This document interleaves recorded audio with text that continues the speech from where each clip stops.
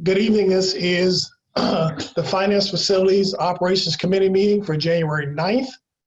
At this time, we would like to again remind our panelists that if you are using phone, to use the keypad with the *6 allows you to mute and unmute.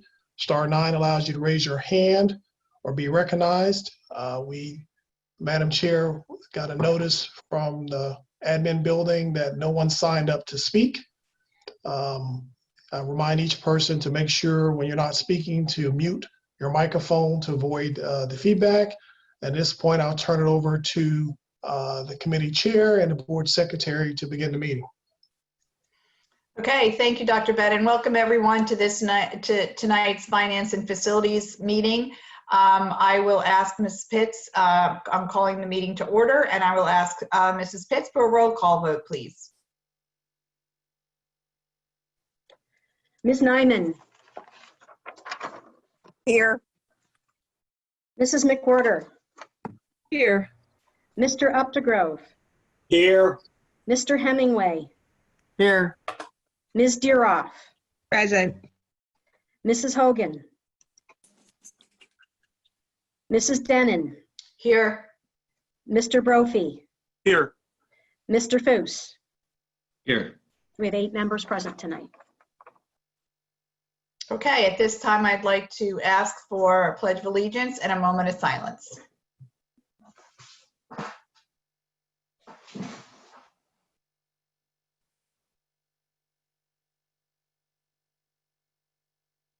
I pledge allegiance to the flag, the United States of America, to the republic For which it stands, one nation, under God, indivisible, liberty and justice for all.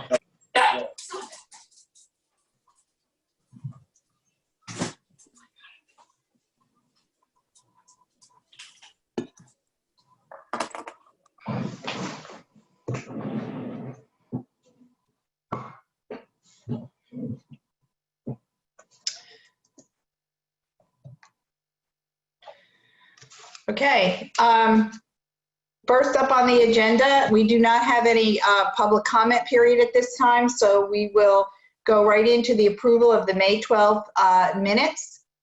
So if I can please have a motion to approve the minutes. Motion to approve. Mr. Brophy, a second. I'll second. Mr. Updegrove, I heard Mr. Updegrove first, so Mr. Updegrove, second.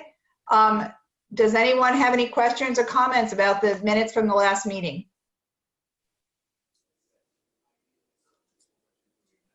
Okay, hearing none. All in favor of approving the minutes, please say aye. Aye. Opposed? Okay, great. The minutes are approved. Next on the agenda, I think I will turn it over to Mrs. Pitts to go through some agenda items that we have. The first is the donation from the Giant Company. And for those who might be new to the board, whenever we do get donations or we have grants, they do have to be approved by the board. Thank you, Mrs. Denon. You stole my thunder, so that's exactly why we do have it on the agenda for this evening, because our policy does state that we do accept donations. So we do want to thank Giant for their generous donation of $1,344 to help support our grab and go lunch program. We're really happy to be able to provide this service to the members of our community. And as we'll see a little bit later on the meeting, that this donation is very much appreciated because of the costs associated with Act 13 and with providing the meals. So we are very happy to have received this generous donation from Giant. Now, I would normally say, just see if there are any objections, or ask Mrs. Denon to see if there are any objections to moving this forward to the voting meeting. Okay, at this time I'll just ask if anyone objects to moving this forward. Okay, hearing none, I think you have direction to move that forward, Mrs. Pitts, and if you would like to go on to the next agenda item. And Madam Chair, just make the board aware, we did already send on behalf of the district from our office a thank you letter to them. So that Okay, was great. already done. Perfect. Okay, the next item is the Pottstown Health and Wellness Foundation grant, and I'm sure that some of the other members, longer-serving members of the board, have seen this grant come through before, but we do approve this when we receive it. It helps support our health and wellness, obviously. It's run by Ms. Lucy Bergiova. This particular award is for 2 years. It is $181,650. So the expenditures and the revenues in the budget will equal. The first year allowable amount is $90,150, and we would request that we move this forward to the voting meeting on the 23rd as well. Okay, thank you, Mrs. Pitts. Is there anyone who objects to moving this forward? All right, hearing none, we can move on to the next item. Okay, the next is an annual approval for our student accident insurance. I do want to point out that there are 2 portions.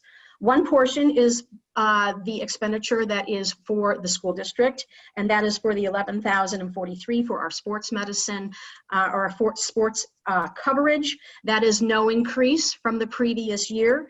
The second part is a voluntary part, not for something for the district to pay. This is offered to the parents of our students if they wanted to provide or purchase extra coverage for their student.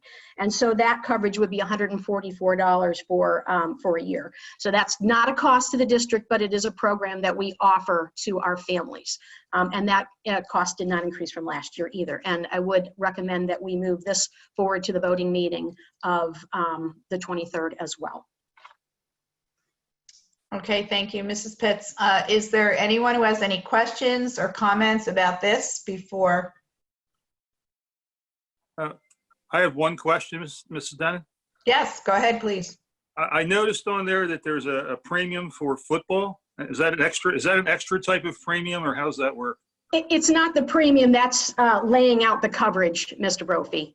Football obviously has a little bit more risk, if you will. Yes. So, yeah, so that's laying out the coverage for it. Okay, I understand that, but what is that a prepay that we're going to pay that? And if we don't play football next year, is that taken off, or is that a cost we have to absorb? That's my question. Well, that's an excellent question. And I will tell you, I don't know the answer to it. So I would have to check if I don't know if they could break out football separately. But given the unknowns, I can check into that. Okay, well, thank you very much. Excuse me, Mrs. Denon. Yes, go ahead. Madam Chair, before Ms. Nyman, do you mind? So that Mr. Brophy's question, I can pull Mr. Palladino over so we can try to get an answer, if that's okay. Yep. Mr. Grove got kicked off. Oh, okay.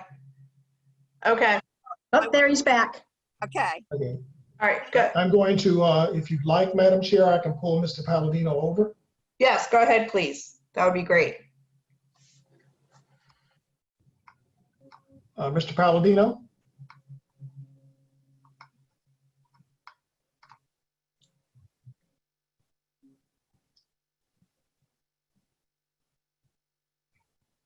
He was on and I pulled him over.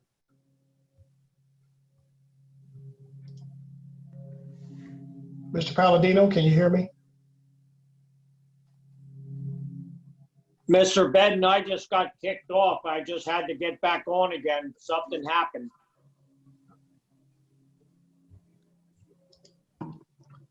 Oh, there he is. He needs to unmute himself. I see him. There he is. Yeah, Mr. Palladino, you're. Yep. Okay. Did you hear Mr. Brophy's question? Yeah, this policy is usually done through the business office. I usually don't have any contact with the insurance company with it.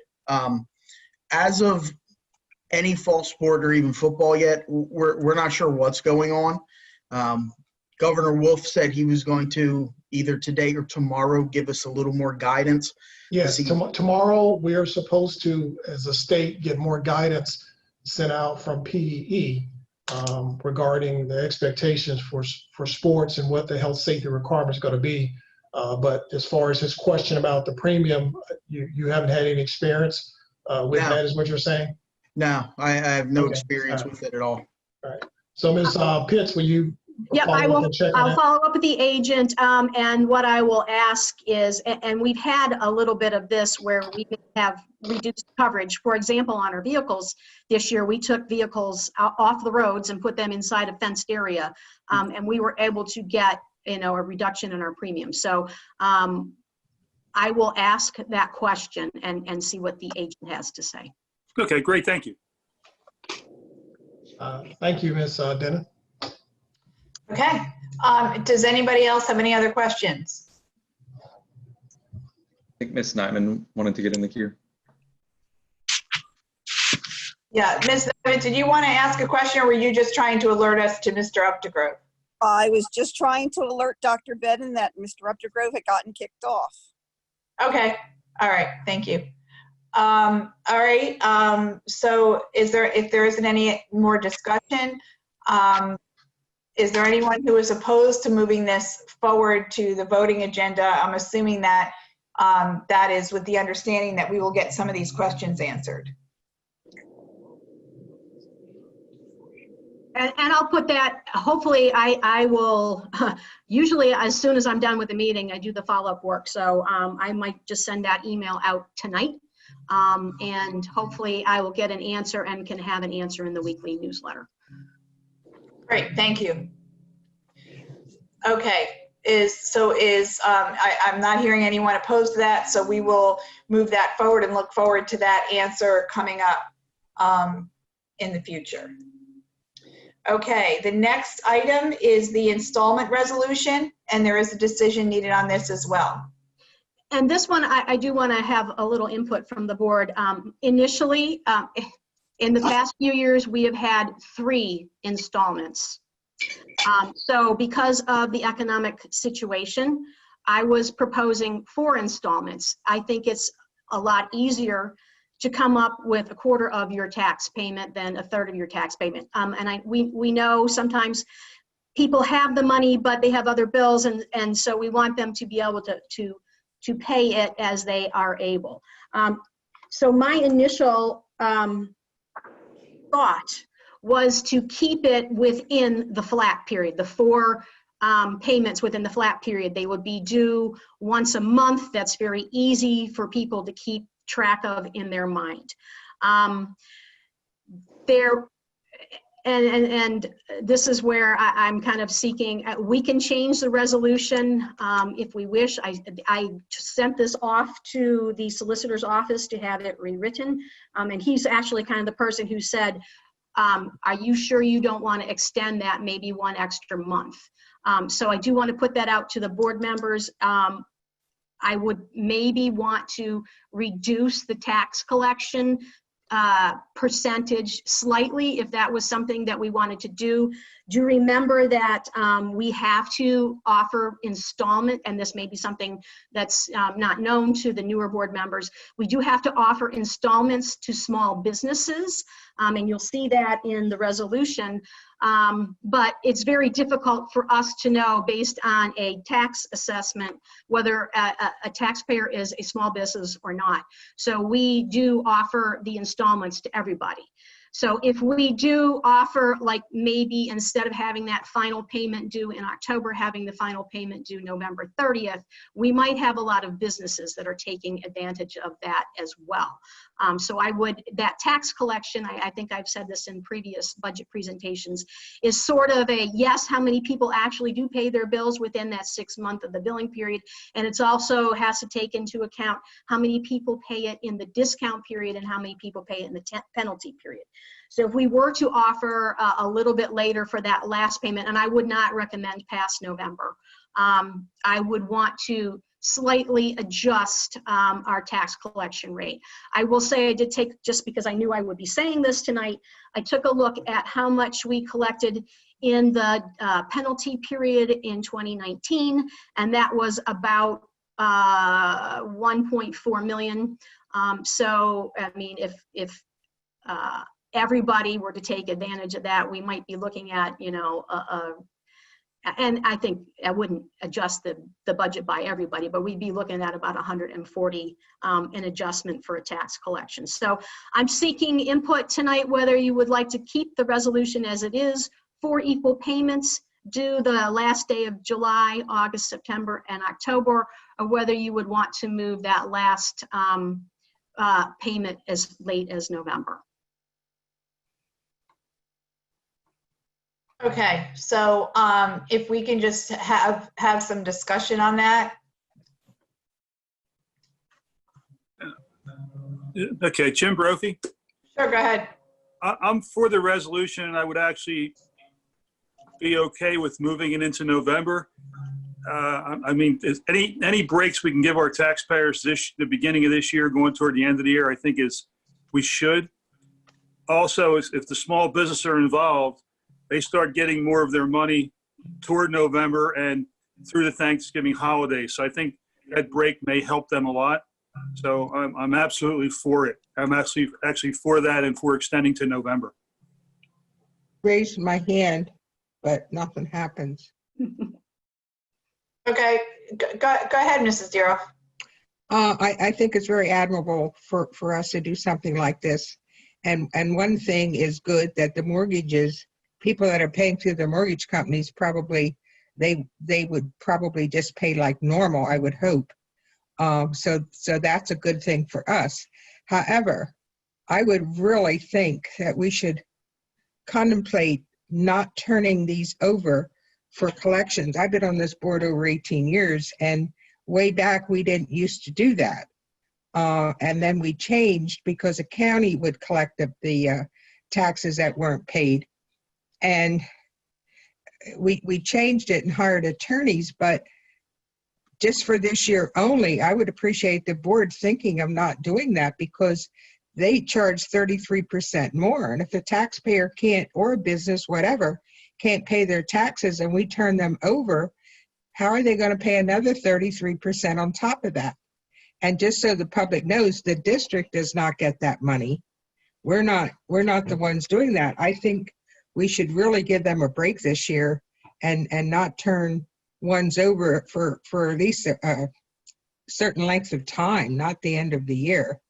Ms. Deer, I do want to make a couple of points on that, and I appreciate what you're saying.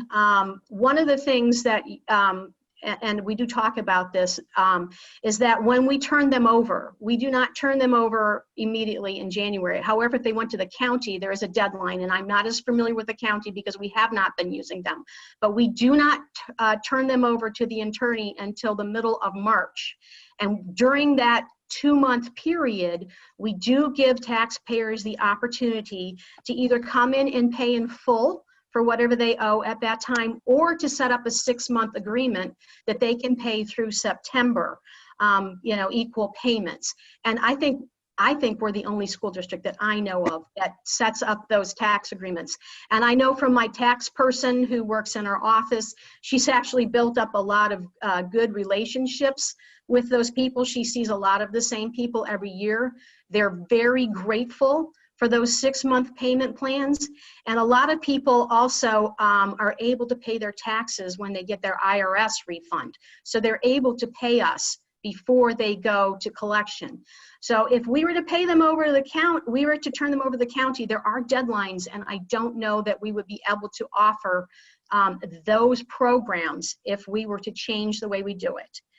And also, I think another thing, I would have to dig up the contract that we have with the attorney that collects, because we want to make sure that we're also abiding by the terms of our contract. So those are some things to think about, and I do appreciate what you're saying. Yeah, I would be very interested in knowing how long that contract's for, because I haven't seen a contract for a long time. And I agree with you, that's probably the same ones in the past, but I'm not certain this year what it's going to be. And the county does not respond very quickly at all. That's why we decided not to use the county anymore. I So think that's a good point. That would also probably impact our delinquent tax receipts as well, because we would not be getting them as quickly. And that might be another thing that I might have to reduce the budget for based on that. How many actually, do we know how many actually got turned over, like in the last couple of years? It's, and you know what, I'm going to go off the top of my head, Mr. Roth. That's fine, that's fine. It's surprisingly low. I'm thinking it might be 230, and I might be over. I'm thinking it's about that. It's surprisingly low. Okay. But please don't hold me on that. I will. No, I just wanted some rough idea, because Yeah. even if it's 10 houses, I don't want to see people lose their homes because of this COVID-19. Yeah, I will get how many we turned over this year. Yeah, that's no big deal, Carol. Mrs. Pitts. I just was curious. Thank you. Yeah, I'm actually really pleased. Now, granted, the beginning of this year was pretty good. So I've been really pretty pleased at the amount that is being collected before the end of the penalty, and also then through our office. But I know people are getting tired of the word unknown, but we also have a lot of unknowns for next year. So I would be very cognizant of the program that we do have in our office, and also that the impact that probably would have on our delinquent tax collections. Okay, all I would say is, if this board doesn't want to do that to give some relief to the taxpayers like this, then I would hope that we would put that on our webpage and advertise the fact that that's going to be good and bad, that we would give periods that they could pay their taxes in January, set up payment plans. All the delinquent taxpayers get a letter, Ms. Deeroff, but we certainly could post that. Oh, I didn't know that. Thank you. Yes, they do. Yes, every single one of them gets a letter. Okay, thank you.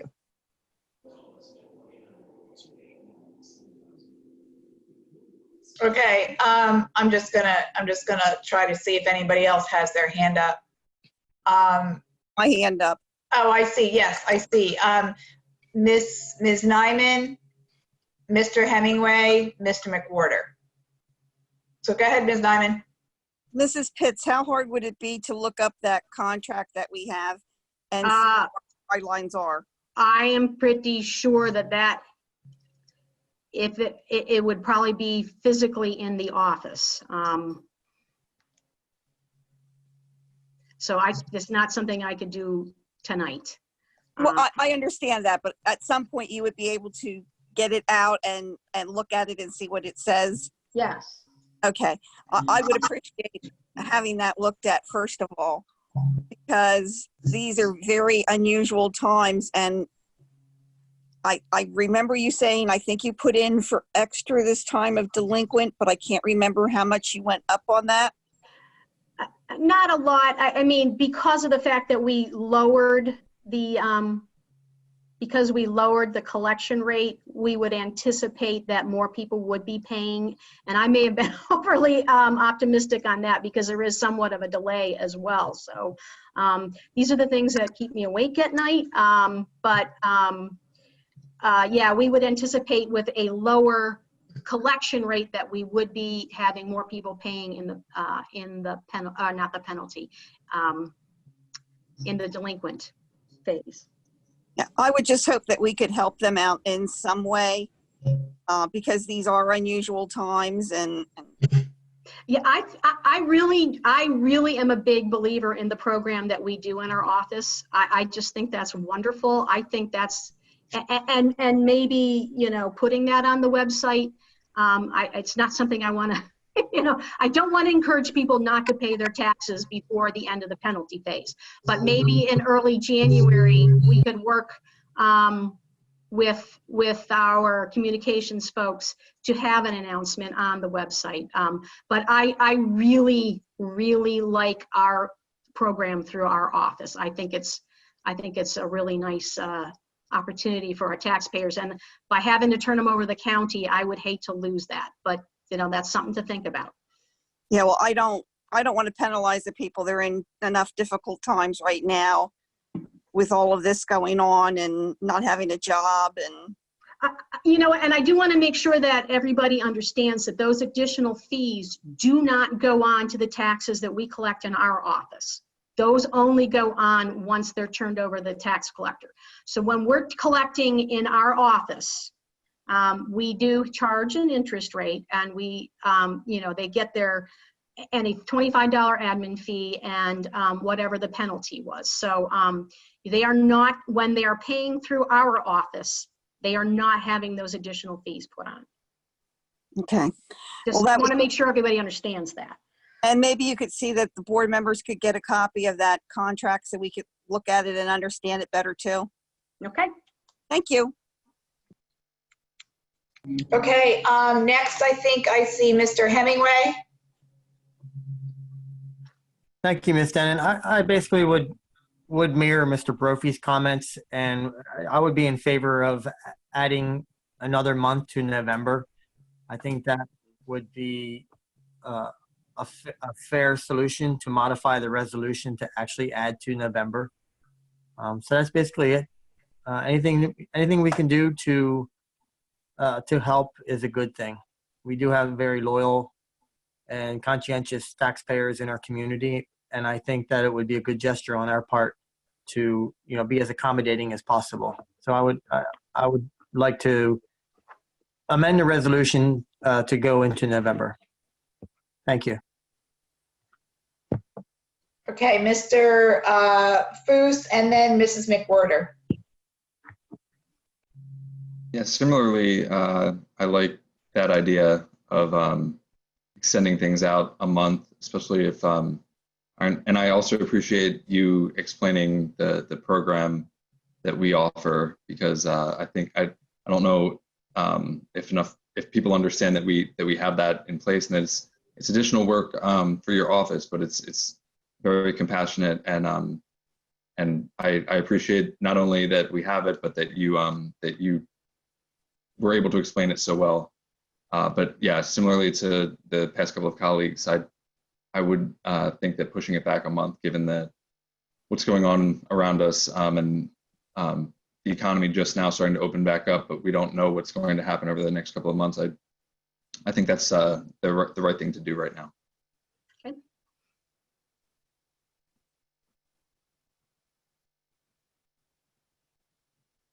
All right.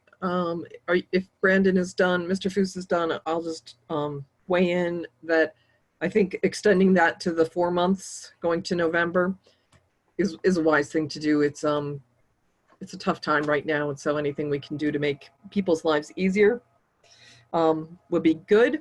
And then also echoing Brandon, thank you for explaining the delinquency and how we handle those taxpayers. And I think that's a very generous program that we have set up. So I really like that if you're having problems paying your taxes, that you can work with the school district on paying them. Okay, thanks.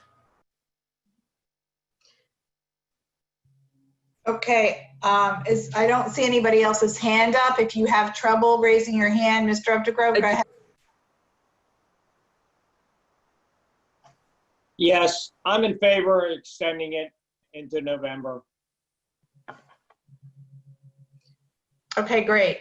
Mrs. Pitts, did you want to have anything else you wanted to add? No, so I understand what everybody said. So I'm just going to amend, it's still going to be 4 equal payments. We're just going to move that last payment date from October 31st to November 30th. Am I hearing that correctly from everybody? Yes. Okay, I see a thumb up. Okay, all right. Yep. Then when we move this forward to the June 23rd meeting for approval, then we will just change that last date from October 31st to November 30th. Correct. Okay. All right, so the next item is the budget update. Dr. Bedden, do you want to have me run that presentation? It's already there. If you go to the administrative content, the actual PowerPoint version rather than PDF version and share your screen, and you'll be able to. I actually have it open from the other Okay, night. then so- I will stop my share and you'll be able to Okay. share. All right.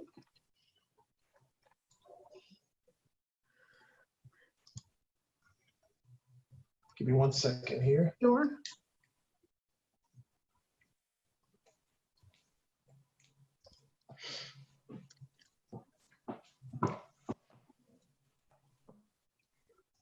Okay, that.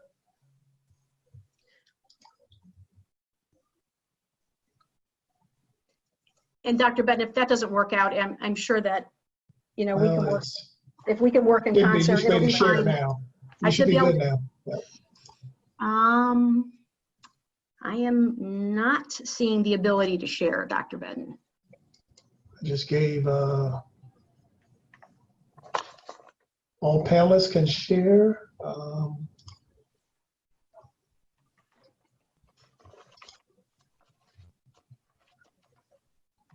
Well, then I'll go ahead and Okay, no problem. give me 1 second. So for the board members who may be following along on board docs, the very first slide, which is the cover slide, is slide 63. If you're following along that way instead of through the Zoom.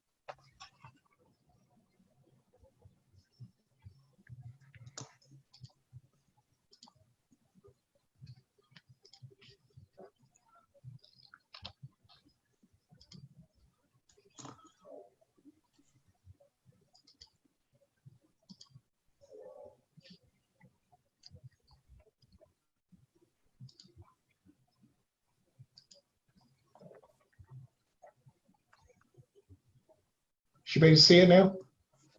Can everybody see that Yes. okay? I can. Okay. All right, so obviously this is June 9th. The first thing I wanted to start with was a projection, and I do want to start with this next thing. We had a proposed final budget that we voted on in May. And I was really hoping that things were going to slow down. And I was wrong. So we did have quite a bit happen between then and now. And we'll see that as we go through. I'll just hit a few highlights. We did have very favorable bond refunding results, and that has had a major impact on a couple of things. So it's very wonderful news, but it is something that we'll need to keep in our minds. We also have had all along, we felt that we did not meet the requirements without spending a lot of money to qualify for the CARES funding. We've gotten some additional guidance, and you'll see some slides about that. So we've included that. And let me tell you, the results of the bond financing were less than 1 week ago. And that's a lot to process. And I will tell you, I talked to Mr. Remick the day before we priced the bonds, which was last Tuesday. And he thought things were looking good, but he still was a little worried. If you remember, about 6 weeks ago, we didn't even think we had a bond market. He was still worried that we were one media news story away from anything that could have impacted us. So we were very, very fortunate in our timing. Mr. Remick had me look at the way the 10-year Treasury rates went. I think maybe if we'd priced our bonds on Tuesday, we would have had maybe a slightly bit better result, but we were very, very fortunate. The rates had gone up slightly after our sale on Wednesday. So a lot of things have been going on, and I really appreciate, as I was sifting through this, the results.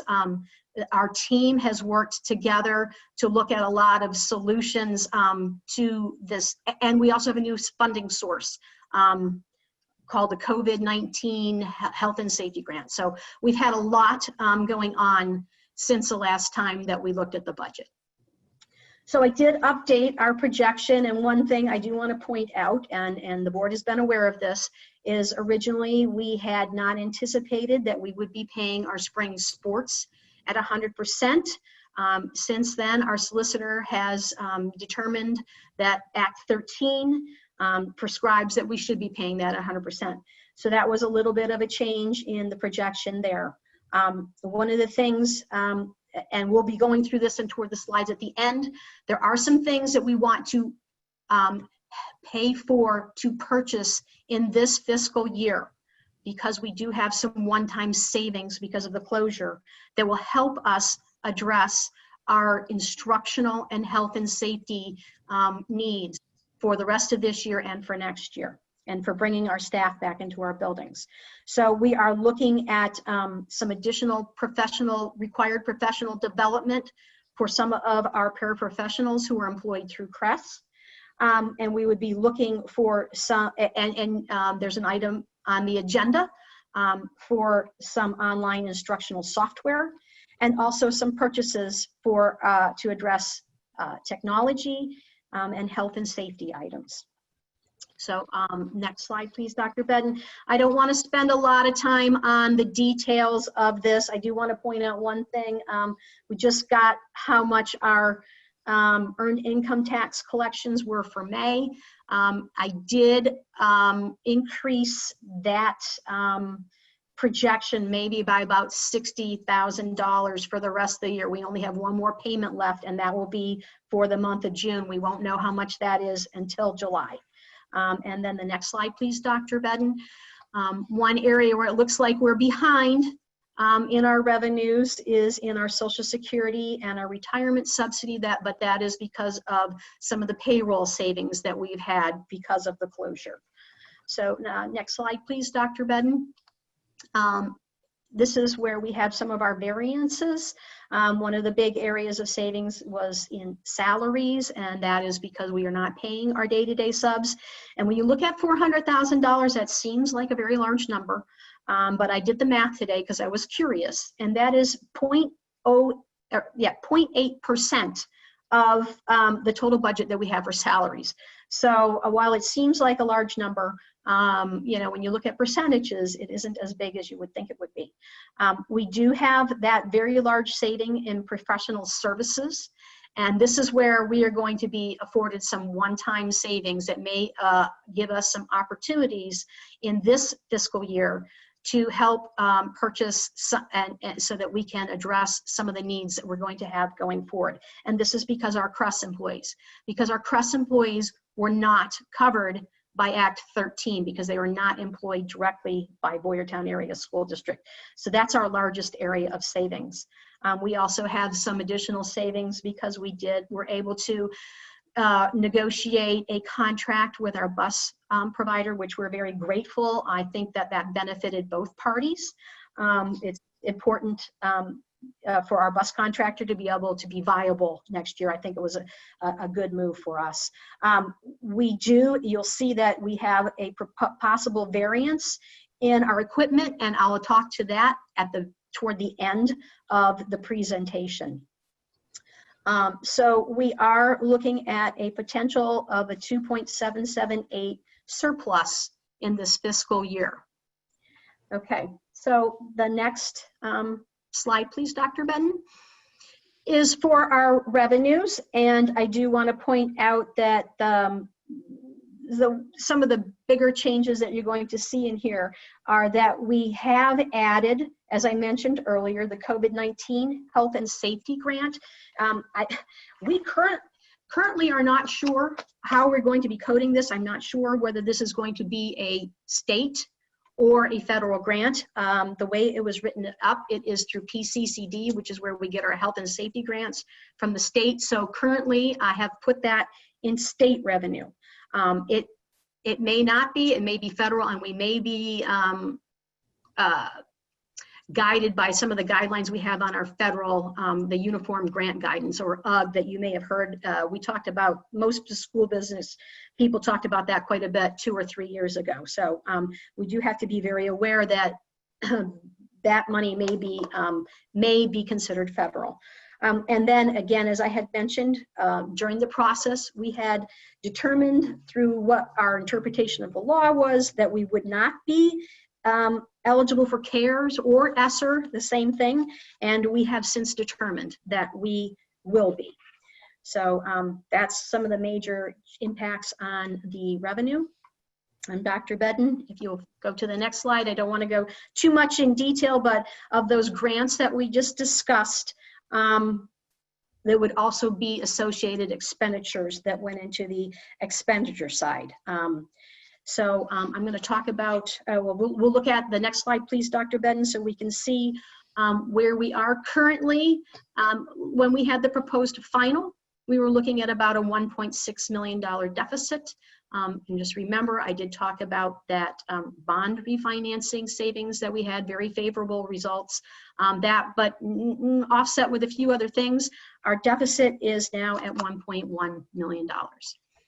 Okay, so I do want to go, some of these I talked about a little bit, if Dr. Bedden, if you'll go to the next slide, but our savings from our bond refinancing were $847,000 in this fiscal year. We had not put that in the proposed final just because of the uncertainty. And this is a major impact item, so just keep in mind that number. When we did vote at the last voting meeting, to do the memorandum of understanding to have a non-renewal of our TPEs. The number we had started off with and what was in the proposed budget was 20 TPEs. There were some changes before that final MOU, and so I did add back in 1.5 TPEs for that. And also included in that MOU was a provision for an additional month of COBRA for those.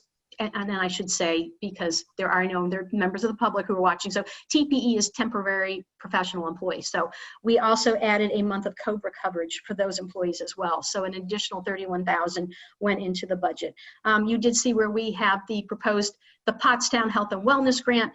What was in the budget before was I had a little too much revenue, a little too little expenditures. So I made an adjustment to make sure that those two numbers equaled. And then here we are talking again about the CARES and the ESSER grant. I do want to emphasize that this is one-time money. So we do want to be very careful about how we plan to spend this money. And that is $534,000. Because I put in both revenues and expenditures, this had no effect on the deficit. And the same thing with, and this was a tremendously pleasant surprise. This is the COVID-19 Health and Safety Grant. It has a lot more constraints on what we can spend it on, but it is almost $592,000. I had originally flat funded the basic ed funding, but we also received information that in addition to the basic ed funding being flat funded, the special ed subsidy would be as well. And so I did need to reduce the special ed subsidy by $73,000. And also, as we were going through and making sure that we had everything in here, I worked with Mrs. Torsha. She also had she has a 2-year $450,000 grant through PCCD for health and safety. So in addition to that, she had a 1 year of $45,000. So we wanted to make sure that both the revenue and the expenditures were in there so that she would have the capacity to spend that grant that she was allowed. So again, it went into both revenues and expenditures and had no effect on the deficit. One thing that I am happy to say that we did not change, and that was a property tax relief for our taxpayers. We had an amount that was certified May 1st. That is what I had calculated for the tax relief for our taxpayers, and that was approximately $144. And again, as I said, so many things have happened between when we voted on the proposed budget and today. One of those was initially there was a notification that came out, I think this went into the weekly newsletter, that they had certified an incorrect amount. But we're happy to say that the state was able to use some of their CARES funding to address that property tax relief shortfall. So we're happy to say that that $144 in property tax relief will not be changed. So that was something I was very glad that I was not changing. Next slide, please, Dr. Bedden. And this is, I don't want to spend a whole lot of time again on the details of this, but we do always have to keep in mind that what we do today does impact what happens to us 2-3 years down the line. So this is our multi-year projection. So we have some of the savings from the bond proceeds, but we also have the increase of the TPEs that went in and some of the other things. So that's just some of the assumptions that I changed. So Dr. Bedden will just quickly go through the multi-years of the revenues. And then the last slide, this is where I really want to turn your attention. And I did, one more slide, please, Dr. Bedden. Focus on where we have the unassigned and the assigned fund balance as a portion of our expenditures. And just do remember, and we'll talk about this in a little bit, that we are constrained by state law. And again, this may be something that newer board members haven't heard as many times as some of the more seasoned board members have, that we do have to have that unassigned fund balance below 8%. So we have to be very, very sensitive to that. So with these projections for at the end of 2021, projected to be slightly below that 8% cap.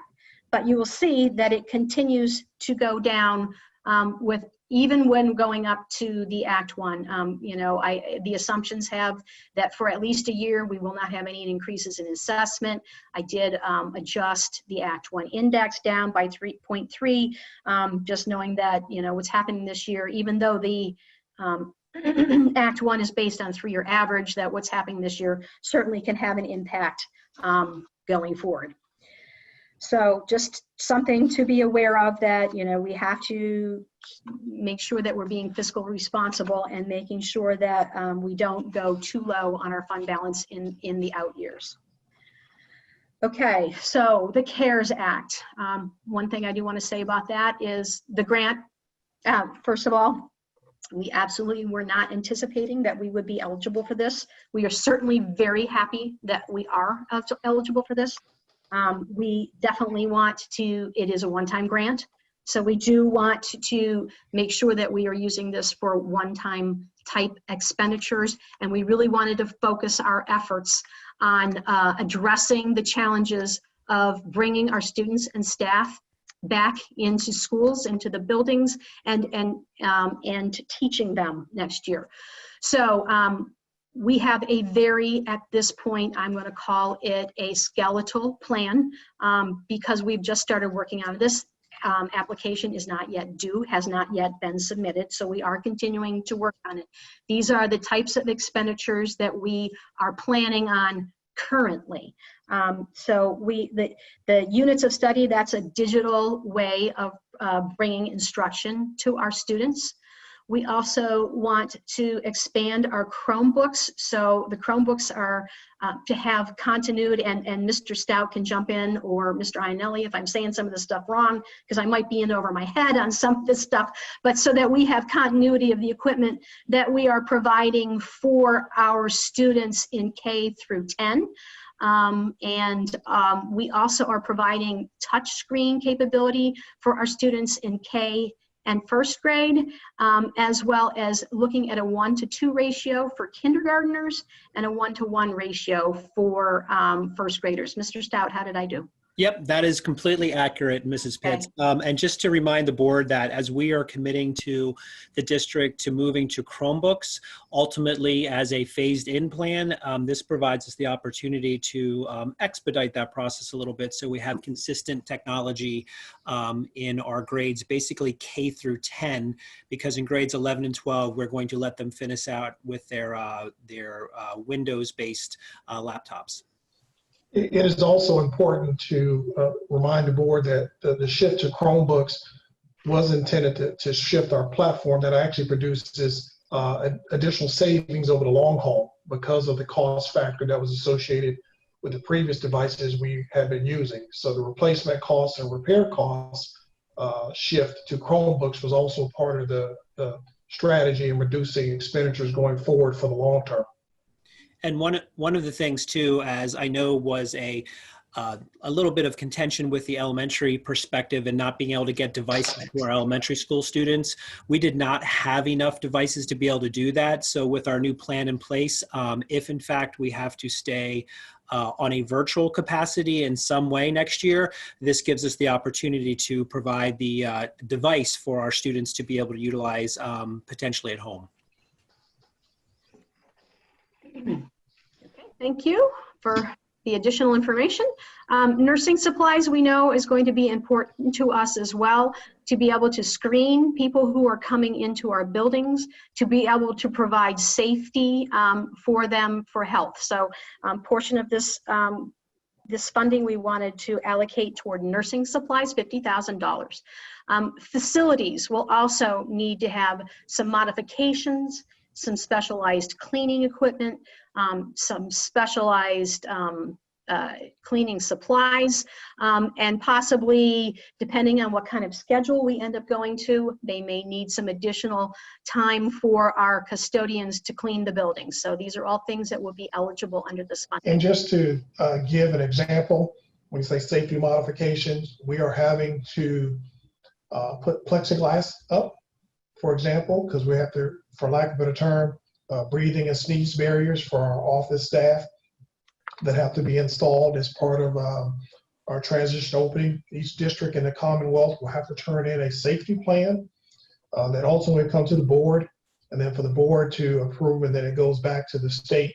But that's to give you an example of what's happening. Some of the equipment, and talking to Mr. Drescher, I asked him to look at is we have to create portability and flexibility for our staff.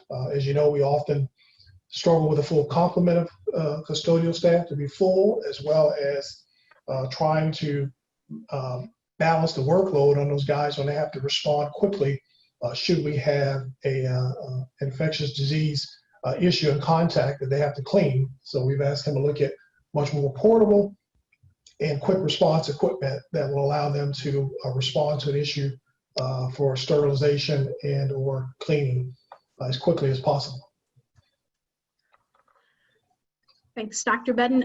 You know, one thing I did neglect to mention, actually two things I neglected to mention when I started on this slide, is the first one is that we have been told that there will be quite a bit of flexibility in this grant. For example, as I said, this is a skeletal plan.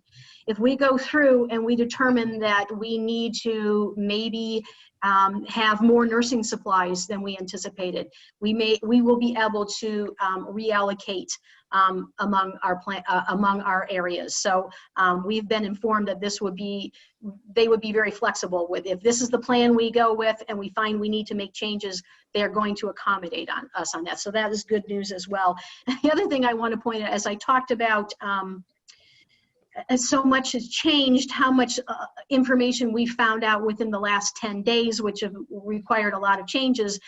For those of you who looked at your draft plan over the weekend, you'll see that the allocations of what we have planned for the CARES is maybe a little bit different than what you may have looked at in the draft plan. And that is because we are continually working together as a team and refining the plan to do the best plan that we possibly can.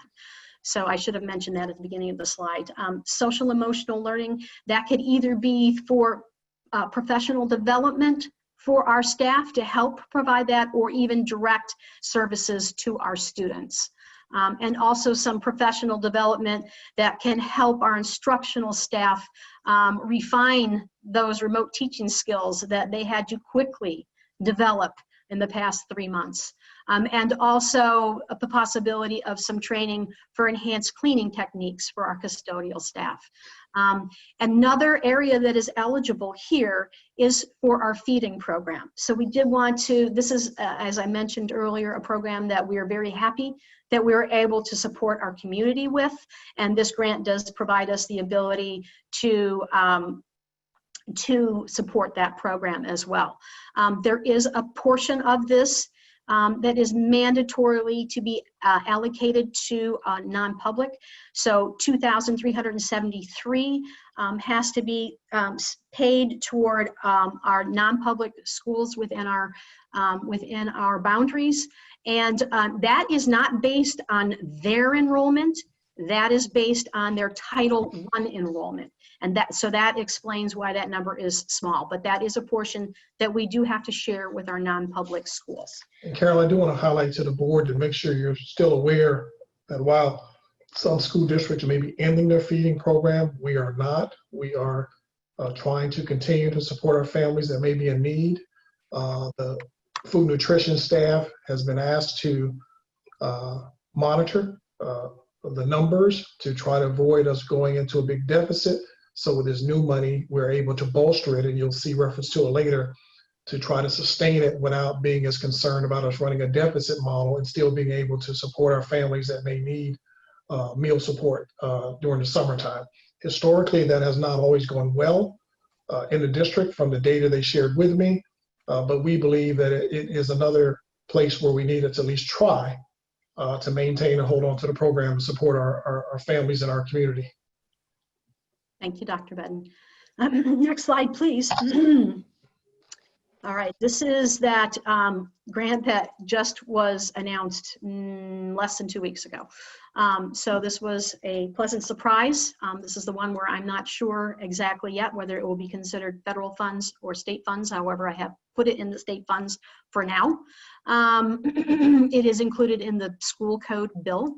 Again, these are non-recurring funds, so we must be very cognizant that we don't try to support operational expenditures with non-recurring funds. So again, we do want to use these towards supporting our instruction. And this was a little bit more restrictive than the CARES or ESSER funding. And this was $591,000. The estimates that Mr. Iannelli got, we felt that between the two grants would be enough to make that transition that we talked about for the Chromebooks. So currently the plan is to allocate the entire $591,000 toward Chromebooks to help support our virtual learning.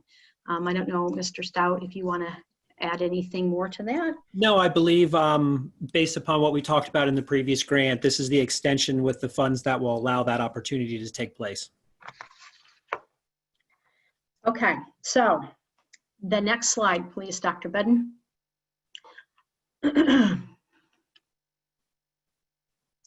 So now we have to keep in our minds, as I had mentioned, that we must have our budgeted unassigned fund balance within that 8% limit.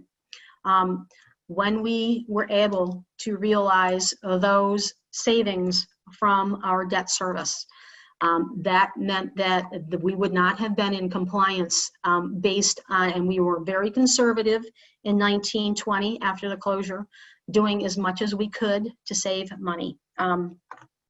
However, at this point, we do not want to be in violation of the state law of the 8%. The savings that we are looking at, again, are one-time savings. We would not have these savings if school had not been closed. And the largest portion of our savings, you must remember, is from our paraprofessionals who are employed through CRESS. If we still had employed those as Boyertown Area School District employees, we would, under Act 13, have had to pay them. So we would not have had this opportunity. So in order to make sure that we are complying with that 8% required by the law, and also to use this one-time money, that we are able to address some of those needs that we know we're going to have. We wanted to have a plan that would allow us to realize some expenditures in the 1920 school year that will help us open our buildings safely to our students and our staff. And Dr. Bedden, I think, had mentioned earlier that we do have to have a required opening plan. We want to have flexibility with our virtual instruction, and we don't know. We keep hearing about the potential of a second wave. So we don't know whether all year we will have students physically in the buildings or not. Well, and we also, if you have not heard, because of the transition to yellow, we are doing a phased, in most of the school districts in the county, superintendents have agreed, approach to reopening. So we are doing a phased approach starting mid-June. So staff members will be increasing their presence back in the buildings with a combination of remote and a couple days a week physical presence on our way back to a full normal staffing model right after the 4th of July holiday. So again, a lot of this is also ramping up and trying to address immediately the staff return over the summer. And then, of course, as Ms. Pitts mentioned, the student return. So we actually are running probably, a few weeks before we are back to full bore, unless we have another wave that hits sooner. So this is going to become critical as we continue to try to create safe processes and procedures and resources for our staff to start coming back to their work locations and then ultimately to students. Okay, so we are proposing that we use these one-time savings to focus specifically on health and safety and instructional and technology needs. So we have a recommendation for the rest of the budget capacity that we have in the 19-20 school year. So Dr. Bedden, if you would please go to the next slide.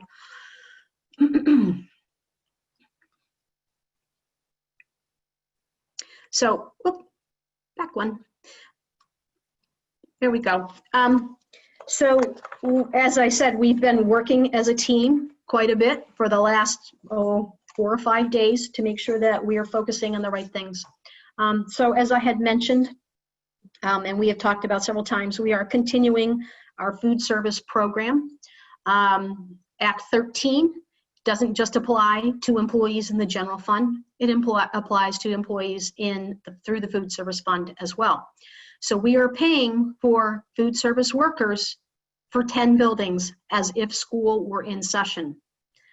We are only operating 2 days a week out of the high school. And so, not everybody needs to be working there, and plus we are not getting the revenues. We do get some funding for our free and reduced. We have a waiver that we are getting some funding in. However, this has had an impact on our food service financial results. So what we are looking at for the food service fund right now is as of year to date, at the end of April, they are approximately broken even for the year. We're anticipating a $90,000 loss in May, and then there'll be additional loss in June as well. So we do not want to have our food service fund hurt by the requirements of Act 13. So I would be proposing a $100,000 transfer to the food service fund, not to have them make money, but to have them break even for the 19-20 school year. And that would be something that I would put on, and we're looking for your approval of our plan tonight. We have not moved forward with any of this. We're making this proposal. We want to have your approval to move forward. We do have the budget capacity, but you would be seeing budget transfers to cover these items. So we want to make sure that this is a plan that the board is in agreement with. We also have our CRUS employees who are required to complete professional development. We were going to push that off into the next year, but this is something that the employees have been eager to complete now. So we would propose, essentially we had basically for the projections currently, only anticipated the one employee that we currently do have through CRUS who is actually providing services right now. So this would be the ability for some of those paraprofessionals to complete their required professional development. Mr. Stout we have on the agenda tonight the purchase of the IXL. That is the online platform that allows us to provide instruction to our students remotely. We have the ability to purchase that now. Mr. Drescher identified some specialized cleaning equipment that would help his staff in those enhanced cleaning procedures that he would need to do. That's about $81,000. Another safety issue, and again, we are focusing on instruction, health and safety, is the PA system at Gilbertsville Elementary with a quote of approximately $20,000. And then Mrs. Torsha has been working through her elementary safety plan. We identified $400,000. And again, as I said, we've been working as a team quite diligently the past few days. And I mean, things are just changing as we go. So Monday evening, Mr. Stout shared with me some technology needs that Mr. Iannelli also identified, and we would not add that to what we have proposed here, but we would maybe adjust how much we would be contributing toward the elementary safety plan with some of the technology needs that Mr. Iannelli identified. And this would have to do with our infrastructure, our servers, and some of the storage that we have. So this is a plan, and then once we wrap up here, this can be certainly an item for the board's discussion and direction for us. But we do have this ability to, within this year's funding, to move forward. Just just understanding that there would be associated budget transfers and invoices that you would see that would be tied with this. So my last slide, Dr. Bedden, is we still have to approve our final budget on June 23rd. So I am actually hoping that what we have now is not going to change, but we've seen how things have been. But I will tell you already that, of course, we're waiting to see what comes out with expectations for athletics and extracurricular activities. That is unknown, and whether that will impact what we have to do. I will tell you that, for example, with safety plans, Ms. Torcher was on vacation, but I spent part of the day, we use Raptor, for example, but Raptor now has the capabilities for us to help assess people's history when they sign into the building, answering key questions to their exposure to COVID-19 and staff. That becomes a lot easier for us to get feedback and information associated with that to keep our students and staff safe.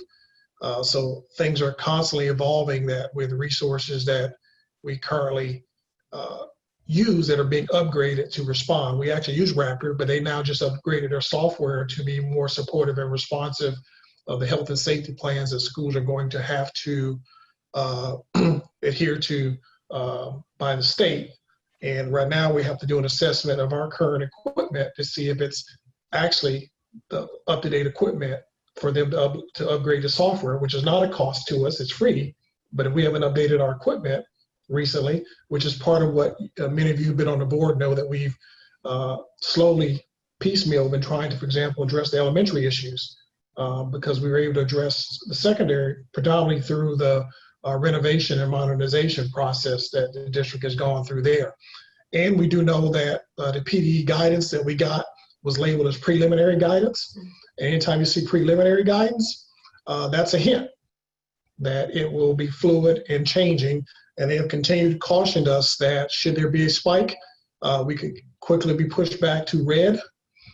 We do know that there's an anticipation to get into green. But again, they say even if you get to green, depending on the data from the Department of Health, you could be pushed back to yellow, you could be pushed back to red. So we're having to try to plan to be as portable and fluid as possible with regards to being responsive as a school district to the health and safety and well-being of our student staff and those who come into our buildings with regards to access. Our outdoor facilities, I had a conversation with Mr.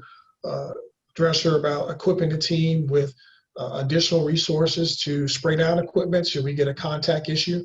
Obviously, you can't wipe those surfaces, so there need to have equipment to be able to sanitize large areas as quickly as possible. Okay. So we do know there is still some pending legislation out there that would impact possibly the length of the discount and flat periods. I will say as it approaches closer and closer to June 30th, it makes that legislation less and less likely because there could be districts that are wanting to approve their budgets now. So we certainly, I would not say there absolutely will be no changes. And based on your input on the installments, I will make a slight change to the collection rate on the real estate, that will be pretty minor. That it will increase the deficit slightly. So, but right now, pending that change and anything that might come from the state, I'm hoping that there will be, I need a break. It's been a heck of a 3.5 months. So, or 3 months. It's been a heck of a 3 months. So I'm really hoping that the train is slowing down now. But this is where we stand today on June 9th. So that concludes my update, Mrs. Denon. So I'm sure there will be some discussion. Yes. Thank you so much. I really appreciate that. I see that Mrs. McWhorter has her hand up. I do. And I have a bunch of notes that I've taken during your presentation. So first of all, the food service budget, is this the deficit due to people, or is this due like employees, or is this due to excess food waste? No, this is due to the Act 13 requirement that we pay all of our employees as if they exactly what they would have expected, no more or no less. So even though the cafeterias are closed, the cafeteria workers are being paid for their regularly scheduled hours. And Carol, Ms. Pitts, we want to make sure that the audience is looking, understand this was a mandate that the district had no choice in. So I want to make sure that those local taxpayers who are listening understand that the local jurisdictions did not have a say in this, so that we had to continue to pay employees based on Act 13 being a legislative act. Correct. All right, yeah, and I just wanted to, and I know I just remembered that we've talked about like food, the actual food before, and it going off to, you've sent it off to different, like to the multi-services. Yes, right. Initially, when we had more fresh food, you know. Right. Yes, but now the food purchases are geared to the participation. And the last time we had been up to a high of about 450 participants. I think Mrs. Clinton had told me it had dropped maybe down to about 400, but that's still pretty good participation. That's a lot of participation, you know, still. You mentioned over and over and over again the team. Yes. And I just want to say a thank you to everyone on your team, because I really appreciate how everyone has come together and worked together to help bring all of this information, this grant information and how they could use it. That's so important, and I really appreciate everybody working together as a team. So do I. It makes things a lot easier. So you know, when I say I'm in over my head, and Mr. Stout, you know, he educated me, and Mr. Ionelli educated me, and Mr. Drescher educates me all the time. So yeah, they've got a lot of that knowledge that I have a rough idea what it is, but they really know what's going on behind it.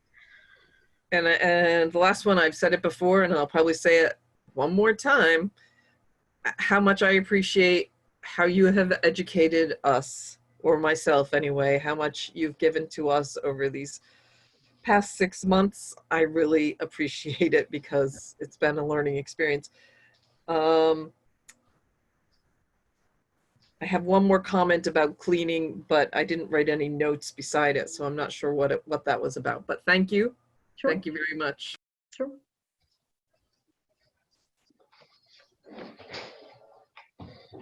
Okay, does anybody else have any questions or comments regarding the budget?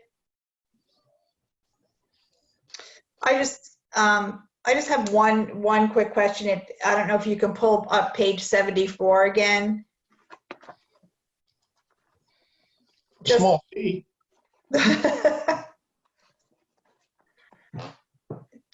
It was just to clarify, and I do understand too that, you know, a lot of people are listening, and it's a lot of information, but the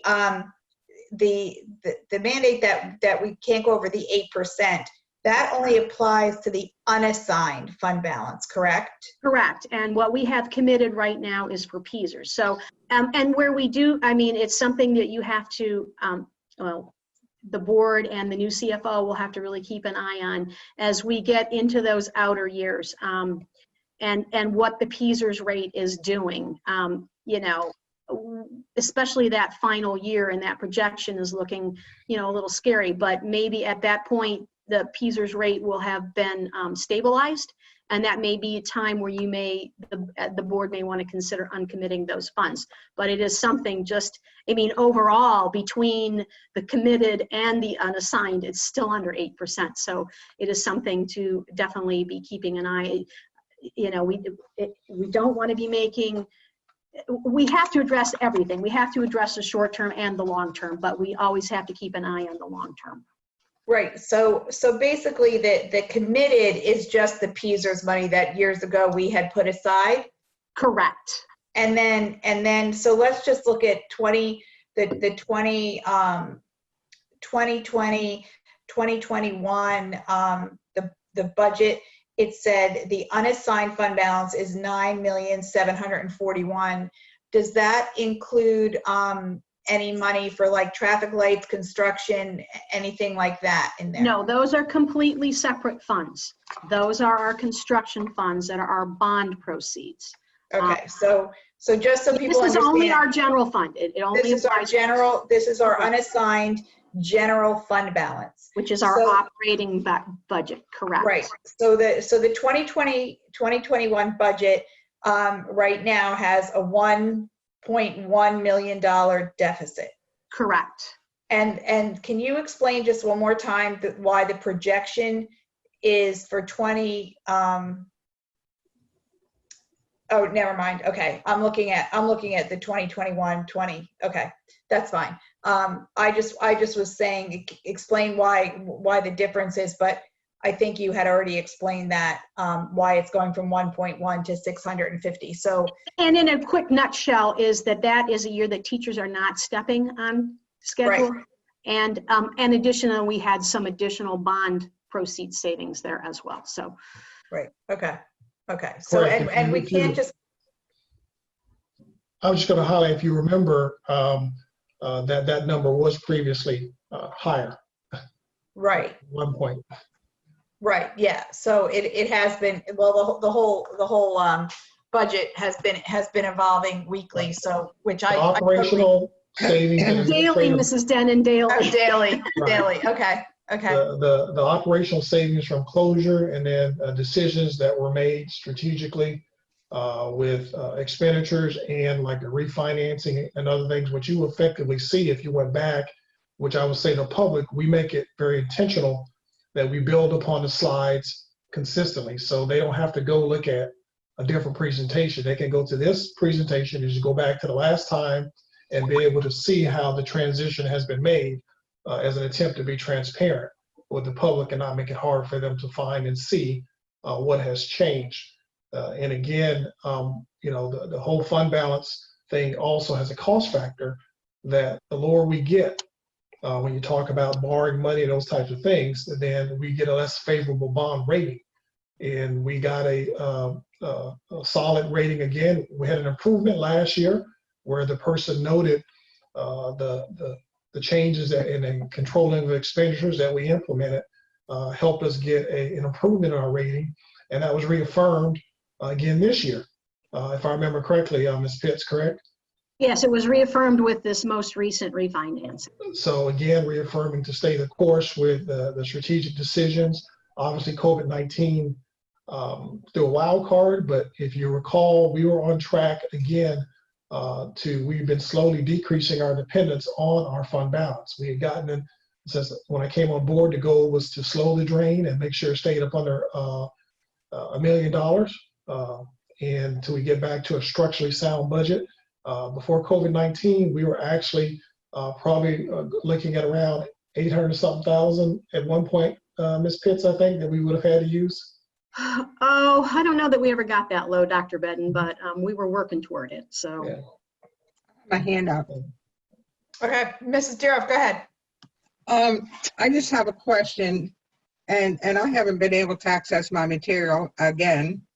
And now when Mrs. Pitts gave this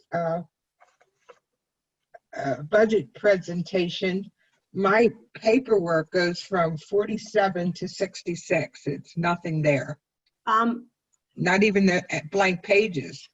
I think you started on 64. I did start on 64. And I have no 64. I don't understand that half my stuff's always missing if I can access it, which I couldn't even access this all weekend up until tonight. Now I can see it, but I can see it, but it's not there.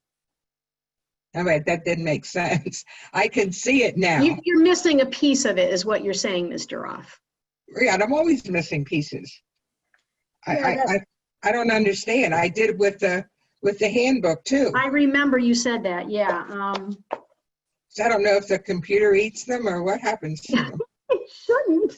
It shouldn't. It is a file. Does everybody else have 47 to 66? Yeah, I did. yeah, I did. And then the last one I have is 70. Yours is 79, and I don't even go that far. Mine ends at 76. Yeah, That is just incredibly bizarre. But then again, I can't get the links to the meeting, so there's little glitches here and there. So I don't know. That's Well, very it's weird that my papers are missing in the middle of things. Yeah, it's really strange. Well, could we send Ms. Deeroff the whole presentation that is on board docs? I know under the Mrs. Pitts, I know under the agenda, when we go to the budget agenda item, if you look at that, there's two different presentations you have. okay, No, actually. one is a PDF and one is the PowerPoint. They're the same document. Is it the same Yes. exact document? Okay, because one was 981 and one It's was because of the format. One is a PowerPoint for this presentation. The other Okay. one is a PDF for public access, so they can have access to the same document in a PDF form. So that doesn't really have anything to do, that wouldn't No. have anything to No. do with it. Okay, okay. We only put a PDF so there's not changeable without a deliberate action Okay. to make it available to the public.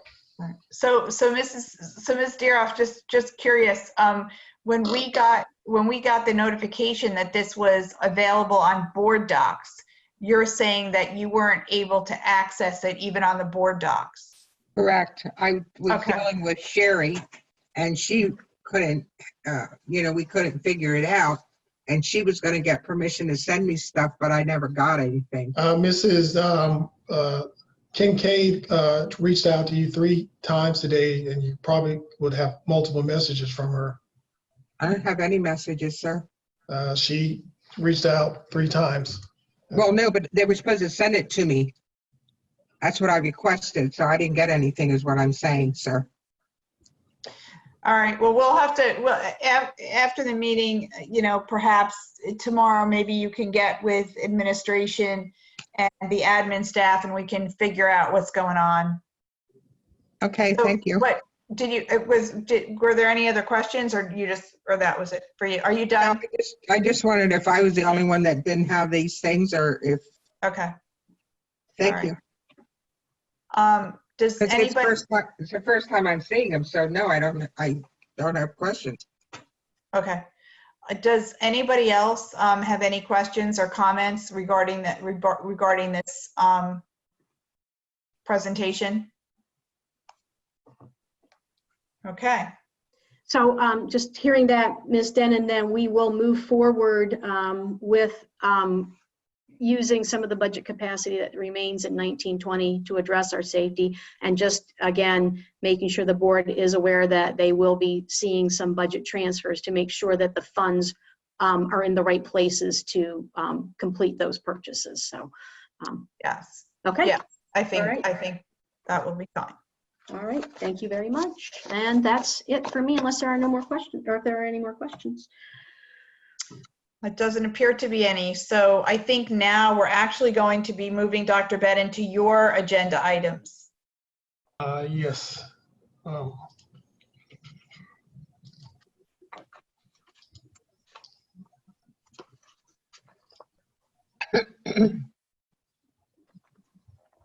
I'm assuming you all can see the regular agenda screen again? Correct. Yes. Correct.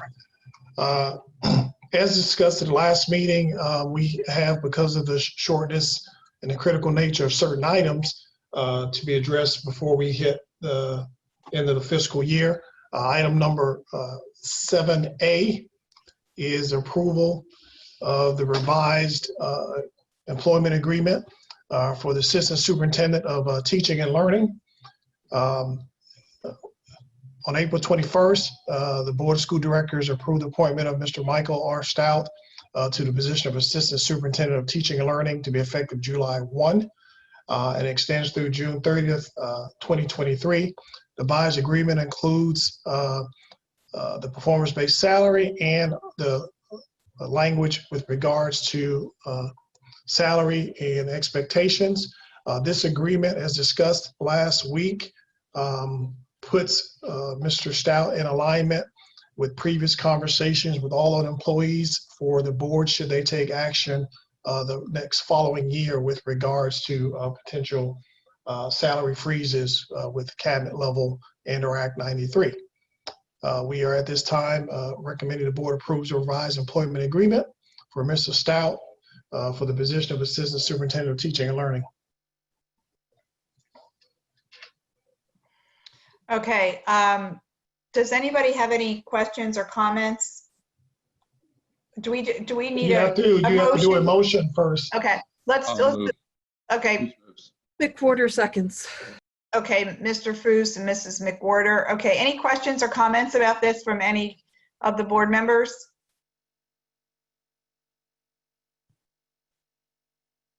Okay, seeing none, I think we can go ahead to a vote.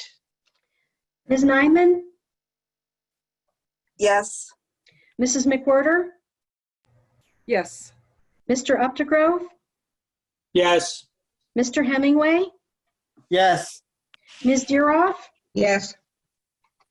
Mrs. Denon, Yes. Mr. Brophy, Yes. Mr. Foos. Yes. Motion carries 8-0. Item number 7B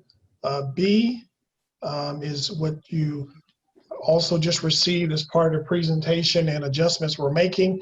The IXL software is a software we've used during the continuity of education program.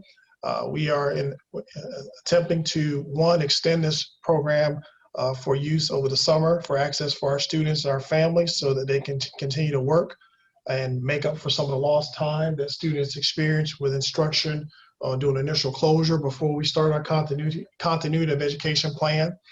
We also were able to negotiate a 3-year deal with a 22% discount with the leftover funds that we have this year. We believe it is prudent to use some of that money to go ahead and pay that bill and free up money for the next following few years, and so they don't have to be applied to budgets that may be much more challenging. You did receive a lengthy detailed report from Mr. Stout regarding this implementation of the program. You received information on the continuity of education plan. You received recently a summary report of the usage, which was significant by our students, those who were proficient and demonstrated mastery, the number of hours, and by school. It is recommended that the Board of School Directors approve the purchase of the IXL software so that we may continue to provide instructional services online and virtually for our students.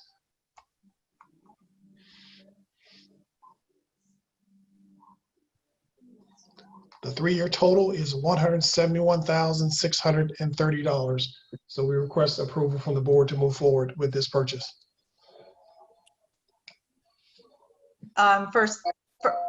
First thing I need is a motion. So do I have someone to motion to move this forward? I'll make a motion. Mr. Hemingway Okay. makes a motion. Mr. Hemingway, is there a second? I'll second it. Mr. Updegrove, thank you. Okay, questions or concerns about this particular item? I do. Okay, Ms. Nyman, go ahead. How are we going to notify the parents to leave the students know that this is going to be offered is one, and who is going to be checking the work? Well, I'll let Mr. Stout chime in. This work is intended to be free of service to our parents, and it actually supports the students in the absence of teachers being available in the summer. It actually has self-evaluative tools built within the software. It actually gives feedback, diagnostic tests, all of that actually independent of having a teacher already. And as far as notification, it will go out like we did in the past with direct communication through our Infinite Campus communication software, as well as social media and other tools that we use to communicate to our parents. Anything else, Mr. Stout? Yeah, and One other question.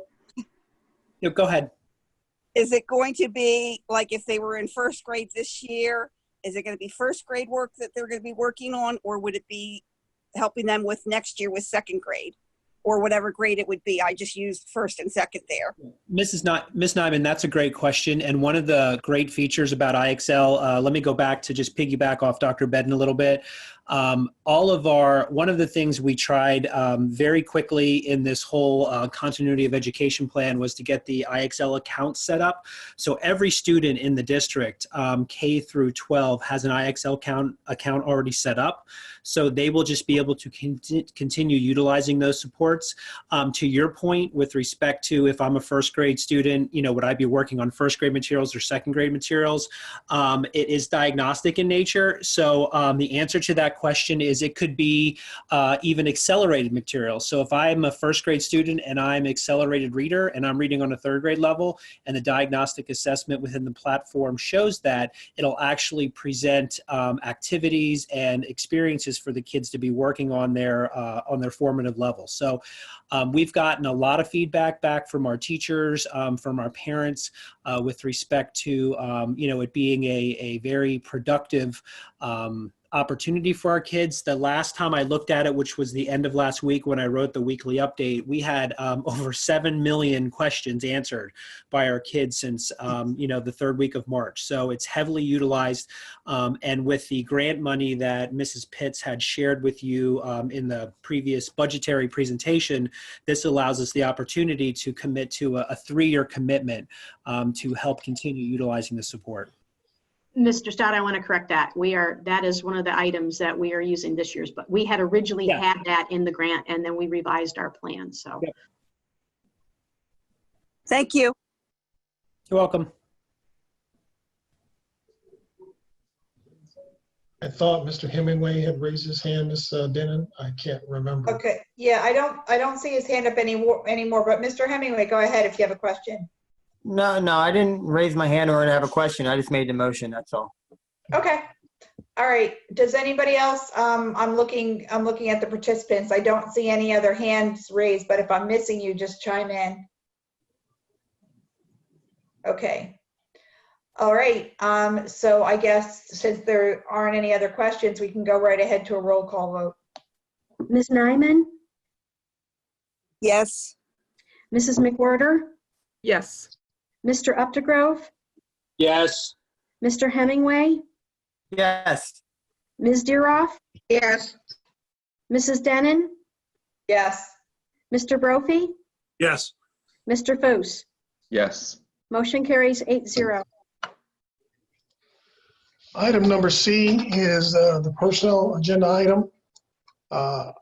First item is the recommendation for the appointment of Mr. Randy Buck to serve as the next principal for Middle School East with an effective start date of August 10th or other agreed upon earlier date if so doable. We also were provided the board the 2020 extended school year ESY program that was provided. We have a change in employment status that you were provided information on earlier with Mrs. Heather Chambers, who until she, Mrs. Virginia Frederickson, who was selected to be the next Chief Human Resource Officer, begins, for Mrs. Chambers to serve as interim HR administrator to perform additional day-to-day operational duties to support the HR department from the period of June 8th until October 2nd, 2020, or until the new Chief Human Resource Officer begins employment. That district is in discussions and trying to see if she can be released sooner. I received a communication from the superintendent that they will be discussing if they're possible to allow her to leave and join us sooner than the original planned date. We have a supportive supervisory appointment, Mr. John Sogling to move to network administrator, 8 hours per day at the senior high school, information technology system supervisor to a 260-day per year at a rate of $65,000 effective July 1. And for the professional staff, we have Allison Frymoyer to move from a position of per diem substitute teacher and counselor to the position of school counselor at the senior high school at extended substitute rate at $175 per day, effective around August 1st and until November 4th, 2020. We ask the board to approve the personnel agenda as presented. Okay. Can I have a motion to approve that, please? Foose moves. Hemingway motions. Okay, I heard Mr. Foose. How about you move, Mr. Hemingway? Would you change that to a second? Gladly, that'd be great. Okay. Any questions or comments about this? I just want to make a couple comments. One, I was very impressed with Mr. Buck's resume and what he's done, the different programs that he's been involved in, and I'm excited about what he brings to Middle School East. And for Mrs. Chambers, I've sat in on many interviews with you, and I'm very excited to continue working with you.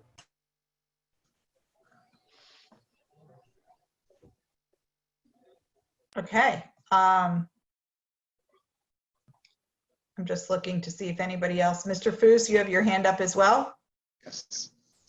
Yes, similarly, I wanted to thank Mrs. Chambers for stepping in during this period of transition, and certainly wish her the best through that. It's good to have somebody of her capabilities and caliber to fill in for us right now. And also our meeting with Mr. Buck earlier this evening, he seems like an extremely engaging gentleman with some great qualifications, and very excited to have him in our district.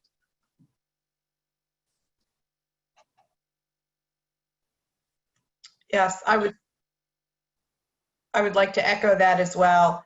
We're very fortunate to have both Ms. Chambers and Mr. Buck working in our district, coming to our district. So I'm very impressed. Yes, go ahead, Ms. Nyman. Mr. Updegrove was kicked off again. He wasn't kicked off. We're not doing anything, so his system must have dropped. So I'm not sure what's going on. I'm back on again now. I just had to go back in and get back into the meeting. I don't know what's going on. It's the second time I left the meeting for no reason at all. Technology at its best.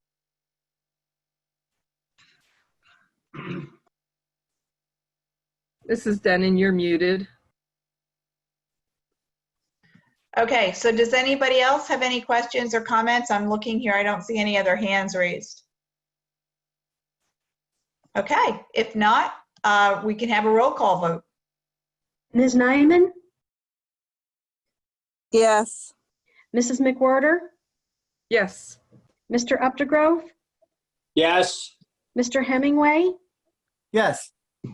Ms. Deeroff, Yes. Mrs. Denon, Yes. Mr. Brophy, Yes. Mr. Foose. Yes. Motion carries 8-0. Ms. Denon, Yes. before you move on to the next item, Mr. Updegrove, yourself, and Ms. McWhorter should have received the communication about this coming Friday for a CFO candidate. Yes, and if for some reason the link went to my trash and I can't get it back. So if Mrs. Chambers could send me that link again for Friday, that would be excellent. Okay, and I want to make sure, Mr. Updegrove, you look out for that if you haven't received it. Yes, I think I did receive it. Okay, I want to make sure that, Ms. McWhorter? It's on my calendar. Okay, thank you, Ms. Dennis. Thank you. Yeah, it's on my calendar, but if for some reason when I approve it and say yes to RSVP, it goes away. So I don't know what, I don't know. Yeah, it goes away and it should show up on your actual calendar. That's normal. Once you RSVP, it dumps into your calendar. Gotcha. Okay, so So, that's yeah, that's probably yeah. where it's, okay. Look on your calendar and you'll see the link. Okay, great, thank you. Thank you. Okay, That's all for me. okay, great. Does anybody, let's see, committee oh no, we have public comment number 2. We actually have another public comment section on the agenda tonight. Does anyone know if there's anybody else on from the public who is in the queue to comment? There was no sign up. Okay. Next is committee board comment. Does anybody have any comments or anything that they wish to say? And Mr. that was an Cruz? error. There should only be, as a committee meeting, one comment. So that was an Yeah. error this time. Yep. Okay, that's kind of, that's what I thought, but I wasn't sure since we actually voted on some things. I wasn't sure if that's why that was added. Mr. Foos, you have a comment?